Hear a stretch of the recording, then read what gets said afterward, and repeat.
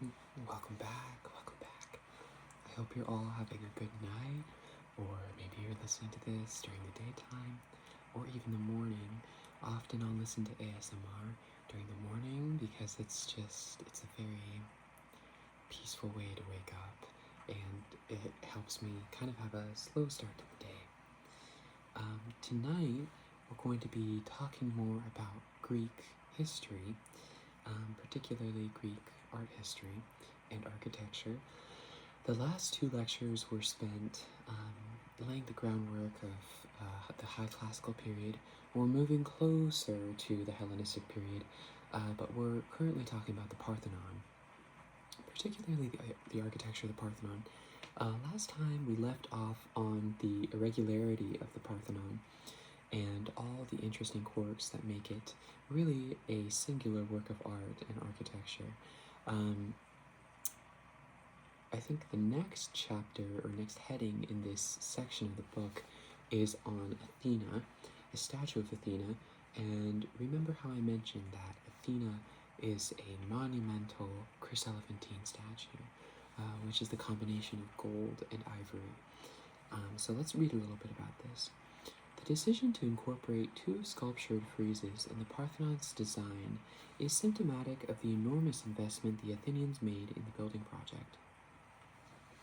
This Pentelic marble shrine was more lavishly adorned than any Greek temple before it, Doric or Ionic.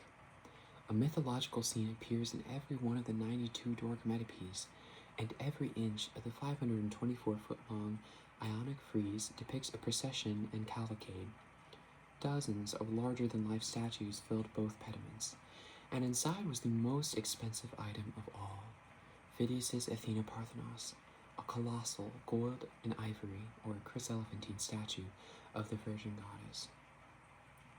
Art historians know a great deal about Phidias's lost statue, from descriptions by Greek and Latin authors and from Roman copies. A model gives a good idea of its appearance and setting. Athena stood 38 feet tall, and to a large extent, Echinus designed the Parthenon around her. To accommodate the statue's huge size, the cella had to be wider than usual. This in turn dictated the width of the facade, 8 columns at a time when 6 were the norm. Let me see if I can show you a picture of this reconstruction of Athena.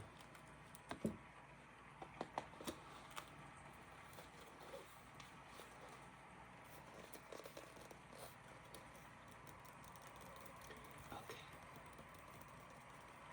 So this is Athena. This is a human figure next to her. She would stand 38 feet tall. With her is a spear. Why a spear? Well, we gotta remember that Athena was the product of Zeus's mind. She was born out of Zeus's skull, and so she is the goddess of military wisdom. Not just wisdom, but particularly military wisdom, which is really refreshing. You know, it's an interesting fact that the Greeks respected the particular cunning of a female strategic leader, right? In her, what would that be? Is that her right hand? Left hand. Guys, it's too late. It's past midnight right now, so I'm not thinking clearly. This is a winged victory, and this symbolizes, we can guess that this probably symbolizes Athens' recent victory against the Persians, right? And then you can't see it on the shield, but most literature on the topic suggests that this shield would depict a battle between the Amazons and Theseus. So, pretty interesting. Okay.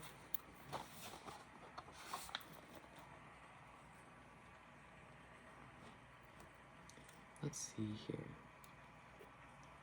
I kind of want to skip ahead a little. Okay, let's talk about the Propylaea.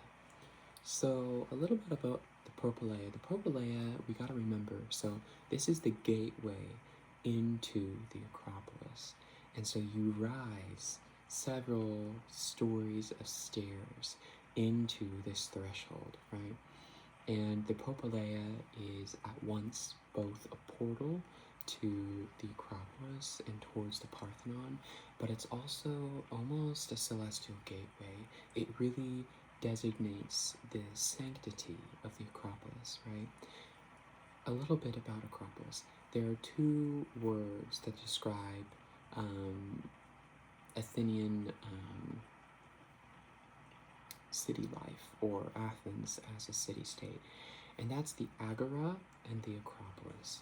The Acropolis is everything sacred, and it sits on a holy hill.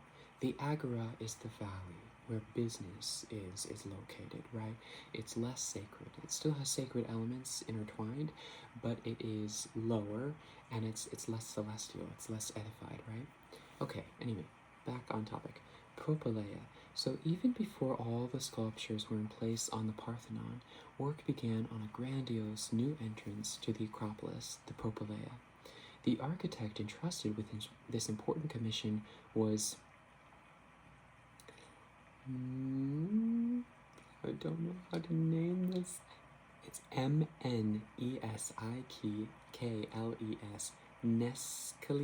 Nescales? I'm guessing the M is silent. I'm hoping the M is silent. Maybe we should give him a nickname. Let's just call him M. The site was a difficult one, on a steep slope, but M succeeded in disguising the change in ground level by splitting the building into eastern and western sections, each one resembling a Doric facade, hence the name Propylaea. Propylaea in Greek for gates. Practical considerations dictated that the space between the central pair of columns on each side be enlarged. This was the path that the vehicles and animals of the Pan-Athenaic festival procession took, and they required a wide, ramped causeway. A little bit about the Pan-Athenaic procession. I don't know everything that there is to know about the Pan-Athenaic procession, probably because it's veiled in mystery, but every year, or every 4 years, I think it was every year, there would be a procession by the Athenian people up to the Parthenon to rededicate Athens to Athena, and they would take, what is it called? There's a particular Greek name for this dress, a young lady's dress. They would take one for Athena. There was this whole tradition. It was a whole procession. A lot of reenactments of sacred events. In a way, it was even kind of mimicking the there's some literature to suggest that it was mimicking the stars, and like it was just a whole thing. I don't have the time to get into it. Maybe I'll make a whole ASMR video describing the Pan-Athenaic procession. There's a lot to unpack there, right? But it's really interesting anyway. Okay. Okay. Inside, tall, slender Ionic columns supported the split-level roof.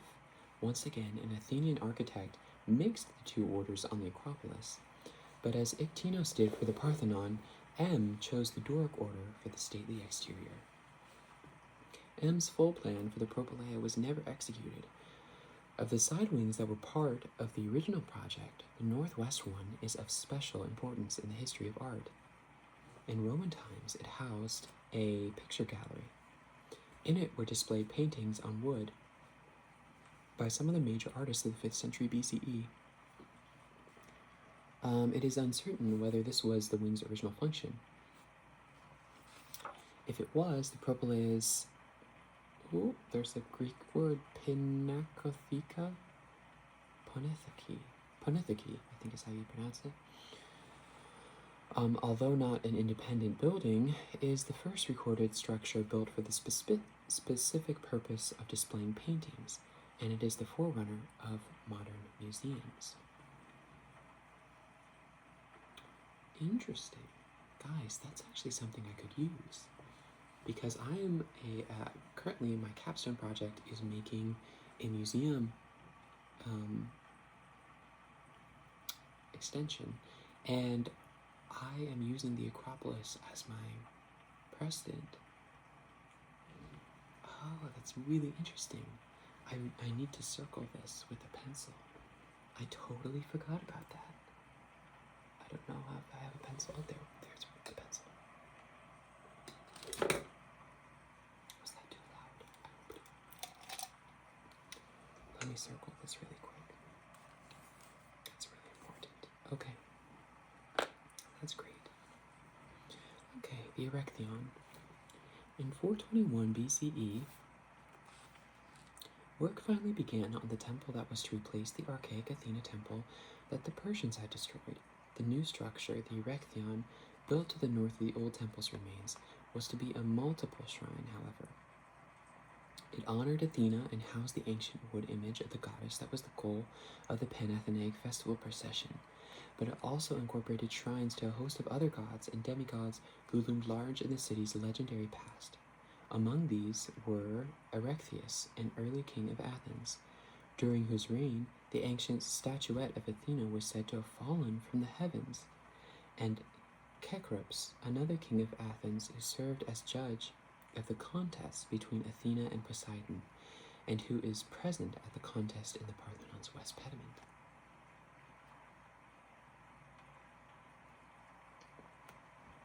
In fact, the site chosen for the new temple was the very spot where the contest occurred. Poseidon had staked his claim to Athens by striking the Acropolis rock with his trident, producing a saltwater spring. The imprint of his trident remained for Athenians for the historical period, and visitors to the Acropolis today to see on the north side of the Erechtheion. Nearby, Athena had miraculously caused an olive tree to grow. A tree still stands at the west end of the temple. In antiquity, Athena's tree reminded the citizens of the goddess's victory over Poseidon. This was really a test of both strength but military might, and strategy. Because if I remember correctly, Athena won it through wits. How did she win? It was because they didn't delineate the finish mark, and they had they threw spears, and whoever threw furthest would win. And I think, if I remember correctly, Poseidon threw his, but then Athena walked further and then threw hers, and it was they didn't settle on a start line or something. There was something crafty that she did. Okay, I forget the particulars, but pretty cool. Okay, the asymmetrical plan of the Ionic Erechtheion is unique for a Greek temple, and the antithesis of the simple and harmoniously balanced plan of the Doric Parthenon across the way. But I argue actually that makes the Parthenon all the more glamorous and stately, and it makes the Erechtheion all the more lively. I love a combination of rigid, very rectilinear elements in architecture, and then break those up with organic shapes. It's very pleasing to the eye. Where was I? Its irregular form reflected the need to incorporate the tomb of Acropolis and other pre-existing shrines, the trident mark, and the olive tree into a single complex. The unknown architect responsible for the building also had to struggle with the problem of uneven terrain. The area could not be leveled by terracing because that would disturb the ancient sacred sites. As a result, the Erechtheion has 4 sides of very different character, and each side rests on a different ground level. Perhaps to compensate for the awkward character of the building as a whole, the architect took great care with the Erechtheion's decorative details. The Ionic capitals were inlaid with gold, rock crystal, and colored glass, and the frieze received special treatment. The stone chosen was the gray-blue limestone of Ilias, to contrast with the white Pentelic marble of the walls and columns and the marble relief figures attached to the dark frieze. The Erechtheion's most striking and most famous feature is its south porch, where the architect replaced Ionic columns with caryatids, as on the Siphaean treasury at Delphi.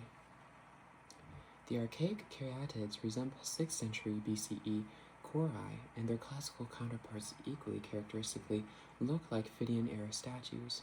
Although the caryatids exhibit the weight shift that was standard for the 5th century BCE,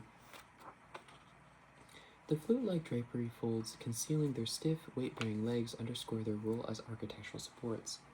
The figures have enough rigidity to suggest the structural columns and just the degree of flexibility needed to suggest the living body. It's a beautiful way of describing it.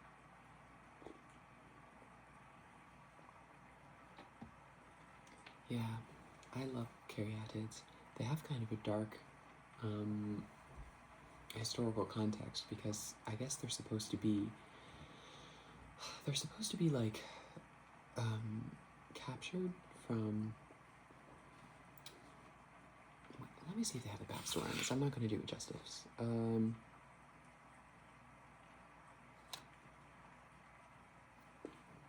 I wish they had a section on caryatids because they're really interesting. I think it's too much to try and explain right now, but they're one of my favorite architectural elements. Same with, what are they called? Atlases, right? An atlas is like just a male version of a caryatid, where, you know, they're like supporting a roof with their shoulders or whatever. Okay, I think we have enough time to talk about the Temple of Athena Nike. And then we might have to call it a day. Okay, so another Ionic building on the Athenian Acropolis is the small temple of Athena Nike, designed by Callicrates, who worked with Iktinos on the Parthenon and may have been responsible for that temple's Ionic elements. The Athena Nike temple, rebuilt in 2012 after having been dismantled for restoration, is how do I say this?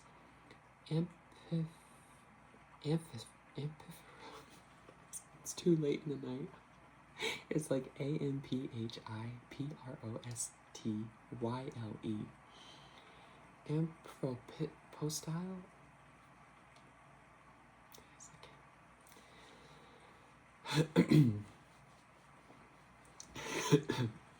It just means it has 4 columns on both the east and west facades.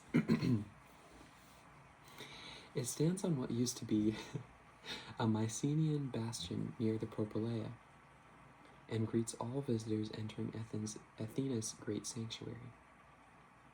Like the Parthenon, this temple commemorated the victory of the Persians, and not just in its name. The sculptors devoted part of the frieze to representation of the decisive battle at Marathon, which turned the tide against the Persians, a human event as the Parthenon's Panathenaic festival procession frieze. But on the Athena Nike temple, the Athenians chronicalized a specific occasion, not a recurring event involving anonymous citizens. Around the building, at the bastion's edge, was the parapet, a low wall decorated with exquisite reliefs, today displayed in the new Acropolis Museum. The theme of the balustrade matched that of the temple proper, which was victory. Dozens of images of Nike adorned the parapet, always in different attitudes. Sometimes she erects trophies bedecked with Persian spoils. Other times she brings forward sacrificial bulls for Athena. One relief shows Nike adjusting her sandals, an awkward posture that the sculptor rendered elegant and graceful. The artist carried the style of Parthenon pediments even further and created a figure whose garments cling so tightly to the body that they seem almost transparent, as if drenched with water. The sculptor was, however, interested in much more than revealing the supple beauty of a young female body. The drapery folds from intricate linear patterns unrelated to the body's anatomical structure and have a life of their own as abstract design. It's really interesting.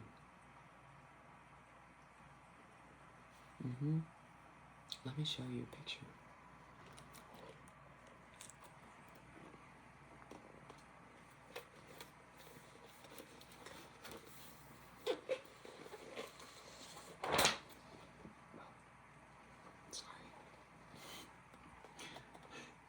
Here's Callicrates' temple that we were talking about, the Temple of Athena Nike. It's tiny and it's really sweet. And here's that picture that we were talking about, Athena Nike herself. A big theme that we keep hearing is victory over the Persians, which might seem random and kind of, well, it seems like kind of gloatful. What we have to remember, though, is that the Persian Empire was at its height and was a massive empire in the Mediterranean. A lot of architecture that we get from Greece actually originated from Persia and Egypt, But Persia is an unsung hero of the ancient world. And, you know, obviously the Greeks thought that they were quote-unquote barbarians, but I think they were just jealous because the Persians had exquisite taste in architecture and in painting, and in geometry too. So, you know, I think they just wanted to be shady, and they wanted to gloat that they won over such a difficult opponent.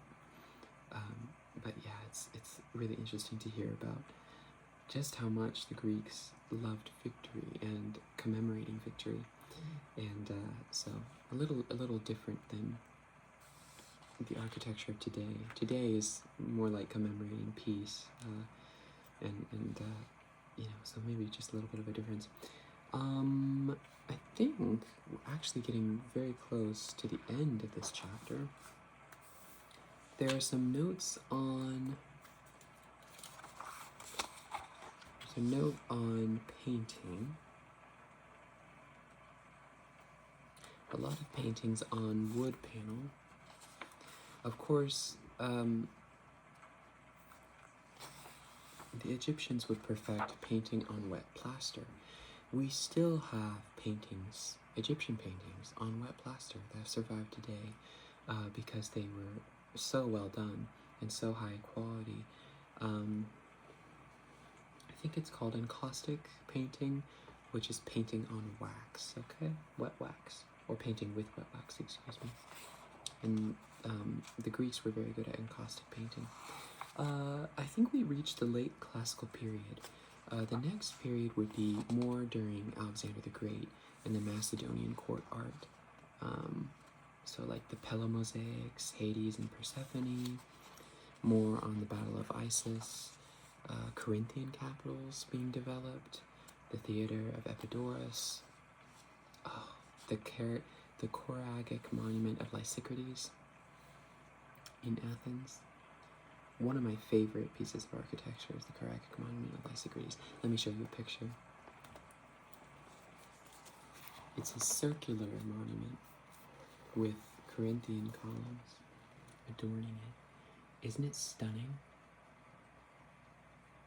In the 1860s through the 1880s, the Beaux-Arts architects in France would do a lot of, sorry, I just shook the camera, would do a lot of paintings and watercolors, reconstructing some of these Greek temples, and I can't pronounce it yet again. The monument of Lysistrata was one of them that they kept doing. I promise I'm better at pronouncing Greek words in real life. I'm just like, I'm tired, so it's hard for me to like, and like I mentioned in the first part of the lecture, in part 1, I'm learning French, and so my mind is jumbling how to pronounce Greek words, because you're supposed to pronounce most of the letters in each Greek word, whereas in French you're supposed to kind of just skip over the last part of each word. Oh, okay, this is a good thing to end on. The reconstruction of the altar of Zeus in Pergamon, Turkey. One of my favorite pieces of architecture. I remember seeing this for the first time and being so inspired. It's very satisfying. It's a low temple, and it just has these wonderful wings to it and a big long staircase up. But there's something so stoic about it, and solemn and inspiring. Yeah. Okay, and then we get to Hellenistic art, like the Dying Gaul, such a classic, and Nike and all those. Okay, well maybe we'll have to do a series of lectures on Hellenistic Greece, because there's so much more to explore. But for now, thank you so much for watching. I hope you enjoyed this 3-part mini lecture series. I know I did. It's always so much fun rereading this book, and it helps me a lot, you know, to remember art history.